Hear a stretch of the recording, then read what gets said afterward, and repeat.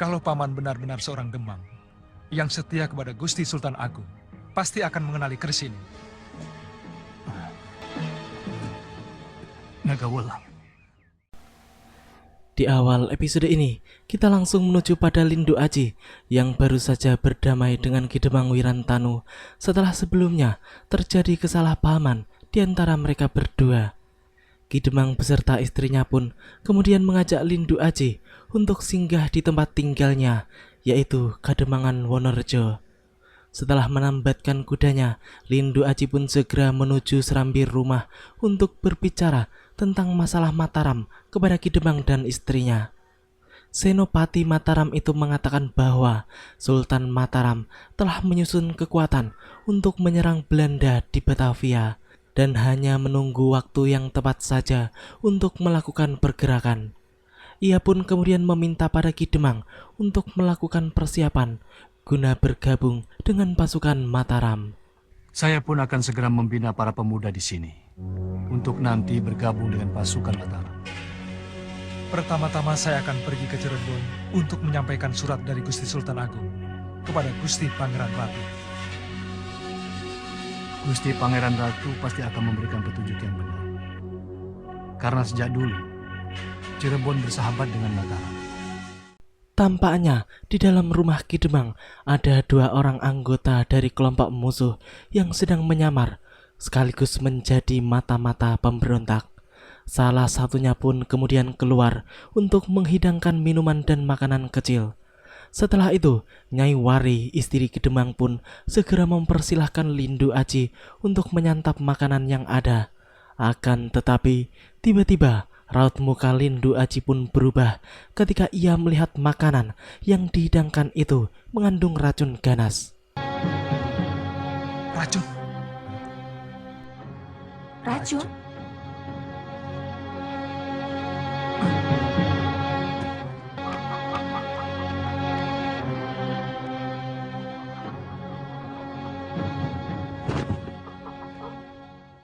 Ya, ayam itu pun tampak berkelojotan setelah memakan makanan yang dilemparkan oleh Lindu Aji.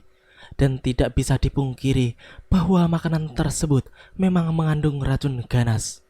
Ki Demang pun kemudian mengambil makanan itu dan memanggil pembantunya dengan nada marah. Karena semua makanan itu dimasak oleh kedua pembantunya tersebut. Setelah keduanya menghadap, Ki Demang Wirantanu pun menyuruh keduanya untuk memakan makanan tersebut. Namun mereka pun hanya terdiam. Lihat ayam itu!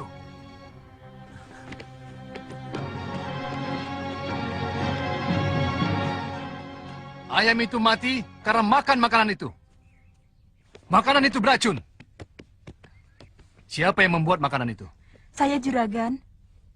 Kang Dipo yang mengupas, saya yang merebus. Coba kau ingat-ingat.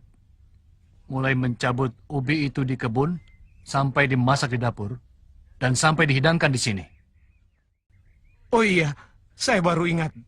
Coba jelaskan. Bukankah waktu itu kita pernah keluar sebentar?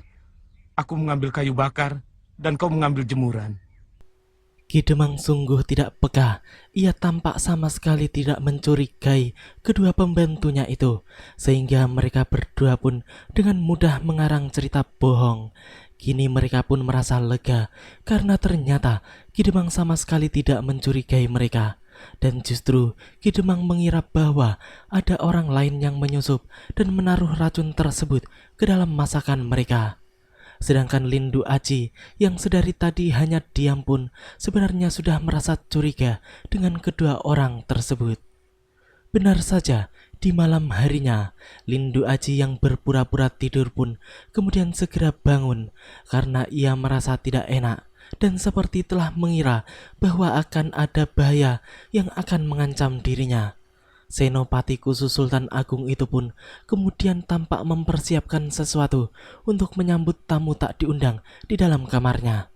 Sementara itu, di luar kamar tampak dua orang pembantu Ki Demang yang sedang mengendap-endap menuju kamar Lindu Aji. Mereka pun kemudian masuk ke dalam kamar melalui jendela.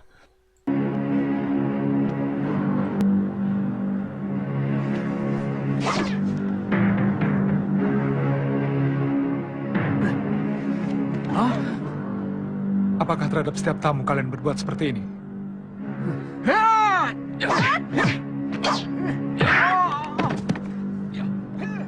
Kang, ada keributan. Ada keributan. Iya, Lindu Aji. Ayo. Ayo.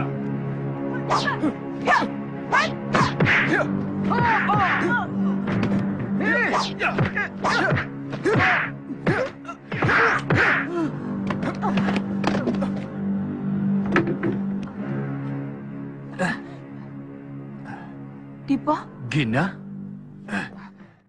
Selanjutnya, dua orang pembantu Kidemang yang kabur itu pun cepat-cepat menuju markas Gagak Lodra. Mereka pun langsung menghadap pada pimpinannya, yaitu Baka Wulung, dan melaporkan bahwa kedok mereka telah terbongkar karena Lindu Aji, Senopati Mataram, telah mengetahui penyamaran mereka. Oleh karena itu, mereka berdua pulang sebelum waktunya. Pimpinan mereka pun terkejut ketika mendengar laporan dari mata-matanya itu. Mereka tidak menyangka kalau ada Senopati Mataram di rumah Kidemang Wirantanu. Terlebih lagi Baka Wulung yang sebelumnya pernah dikalahkan oleh Lindu Aji. dia kami beri makanan beracun. Ternyata dia tahu. Namanya Lindu Aji. Apa? Lindu Aji? Kamu tahu Baka Wulung? Iya, aku tahu. Hati-hati dengan dia. Dari semua senopati muda Mataram, dialah yang paling sakti. 2 kali aku bertempur dengan dia. Kedua-duanya aku kalah. Aku yakin dialah yang mengobrak-abrik anak buahmu, yang menculik Wari istri Demang Wirantanu. Wirantanu. Dia mengundang Senopati Mataram untuk melawan kita. Di saat itu, tampak Lindu Aji sedang melatih para pemuda Kademangan Wonorejo supaya menguasai ilmu silat dan keprajuritan sebelum mereka diminta untuk bergabung dengan pasukan Mataram. Tampak jelas bahwa senopati muda itu benar-benar handal dalam ilmu kanuragan dan juga ilmu keprajuritan.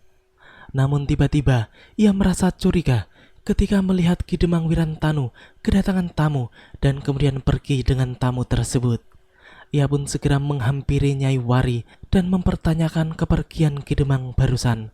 Istri Kidemang itu pun menjelaskan bahwa tamu itu adalah orang dari desa seberang yang meminta bantuan kepada Kidemang untuk membeli sapinya karena ia butuh uang. Namun sebenarnya Nyai Wari pun juga curiga dengan gerak-gerik orang tersebut. Orang itu dari desa seberang.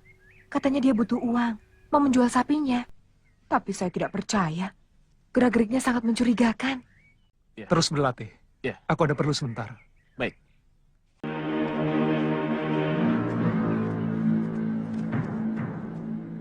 Kurang ajar, Apa kabar Wirantanu? pengecut. Kalau mau bertemu dengan aku, kenapa tidak datang langsung ke rumahku? Aku tidak ada urusan dengan Senopati Mataram itu yang kau undang ke rumahmu. Ternyata Kidemang Wirantanu memang sengaja digiring ke tempat itu untuk dijebak oleh gerombolan Gagak Lodra. Tujuan mereka adalah untuk menghindari Lindu Aji karena mereka tidak ingin bentrok dengan senopati muda sakti Mataram tersebut. Setelah Demang Wirantanu menyatakan bahwa ia tidak akan pernah mau bergabung dengan kelompok pemberontak, maka ia pun langsung diserang oleh pimpinan pasukan Gagak Lodra. Namun ternyata ilmu Kidemang pun cukup tinggi hingga ia pun tidak mudah untuk dikalahkan. Baka Wulung yang menyaksikan kehebatan Demang Wirantanu pun kemudian menjadi penasaran dan segera turun tangan untuk menghadapinya.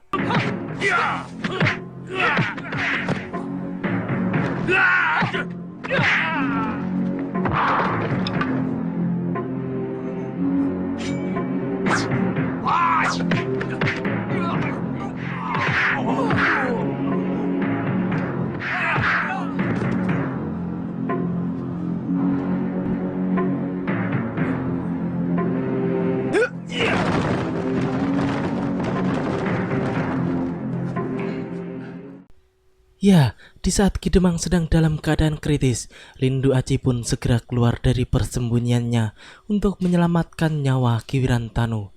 Baka Wulung dan yang lainnya pun menjadi terkejut melihat kedatangan Senopati Mataram yang mereka segani.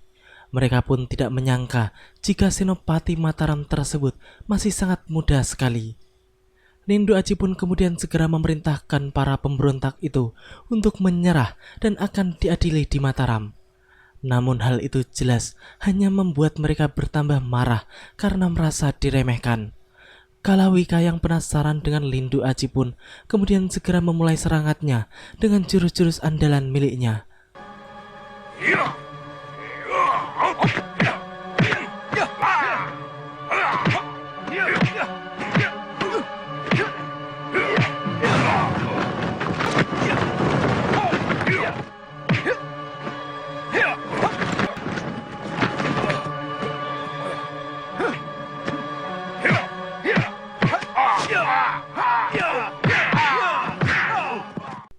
Kalawika sangat kerepotan dan kewalahan menghadapi Lindu Aji seorang diri. Berkali-kali pukulan Lindu Aji mendarat di tubuhnya. Sedangkan Bakawulung dan wakilnya pun segera menyerang Demang Wirantanu dengan ganas.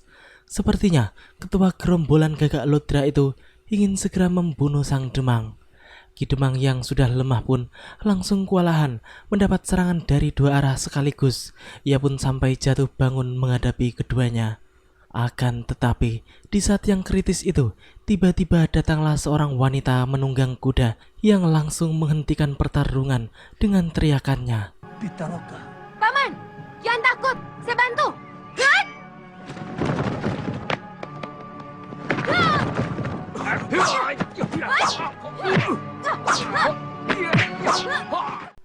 Ternyata wanita yang datang itu adalah Dyah Pitaloka yang masih ada hubungan saudara dengan Ki Demang Wirantanu.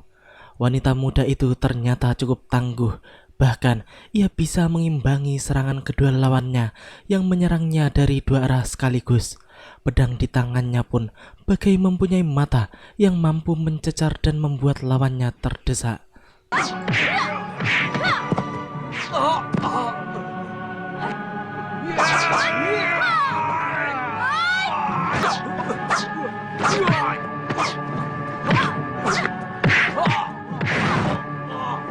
Bakawulung yang tidak menyangka bahwa lawannya sehebat itu pun kemudian menjadi marah dan ia pun langsung menyerang Pitaloka dengan jurus-jurus ganasnya.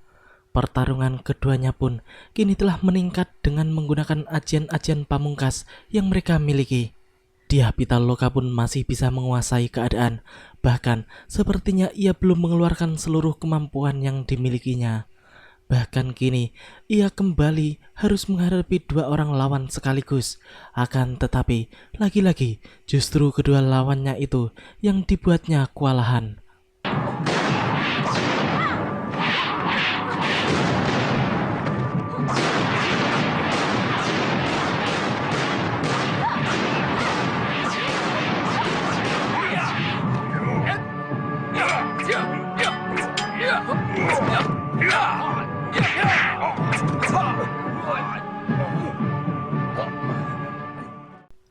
Akhirnya, orang-orang itu pun kabur setelah Kalawika yang menjadi lawan Lindu Aji kalah dan terluka cukup parah.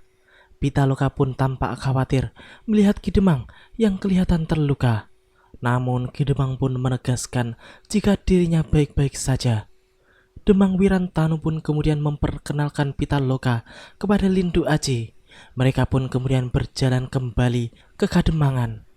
Setelah sampai, Nyai Wari pun langsung menyambut suaminya dengan sukacita karena sebelumnya ia sangat khawatir dengan keadaan suaminya yang dicurigainya dijebak oleh musuh. Pitaloka, ini bibimu. Biwari yang Paman ceritakan itu masih muda sekali. Saya kira sudah tua. Paman senang sekali punya istri semuda ini. Ah, kamu paling bisa, Pitaloka. Ayo. Bagaimana kabar ayah dan ibumu? Tidak tahu. Sebel. Habisnya mereka main paksa, Paman. Saya dipaksa kawin, Paman. Sama orang tua tidak boleh begitu. Jadi kamu datang ke sini karena tidak mau kawin paksa? Ya, saya minggat. Selanjutnya, Lindu Aji pun berpamitan untuk melanjutkan tugas dan perjalanannya. Tiba-tiba, Dyah Pitaloka pun juga mengambil kuda dan berpamitan pada paman serta bibinya.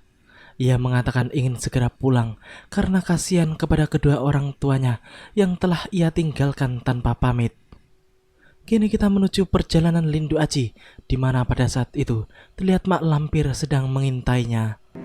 Lindu Aji, kau akan aku hukum seberat-beratnya.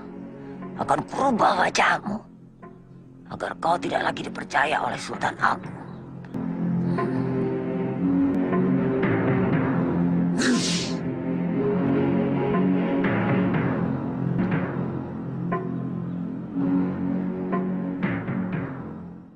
Ya, wajah Lindu Aji pun tampak berubah setelah membasuhnya dengan air dari telaga kecil tersebut.